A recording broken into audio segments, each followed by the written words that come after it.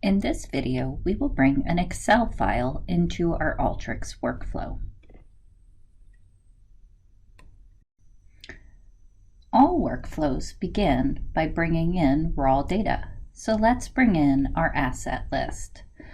Locate the green In/Out menu and drag the Input Data tool onto your workflow. Now that we have the tool on our canvas, we have to configure the tool. In this case, we need to tell Alteryx where to find the data file we want to import. In the Connect a File or Database box, click the drop-down arrow, click Files,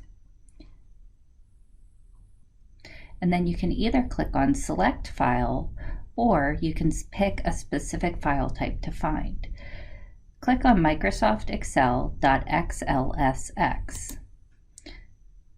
Use the file folder to navigate to the raw data file folder in your file folder that you created.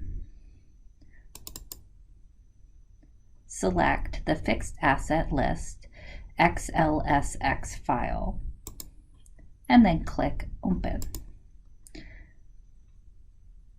We can go ahead and leave sheet 1 and select a sheet because that is the sheet of the Excel file that we want. Then click OK. When we have our tool configured, we see a preview of the data in the configuration pane. We can run the workflow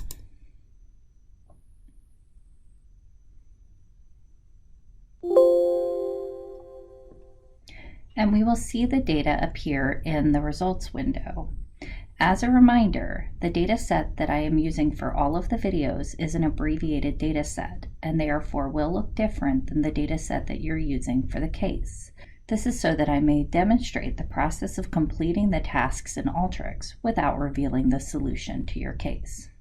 You can go ahead and click OK, and then let's not forget to save our workflow before exiting Alteryx.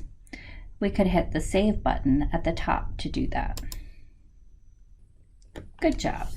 You've now completed your first step in the Alteryx workflow.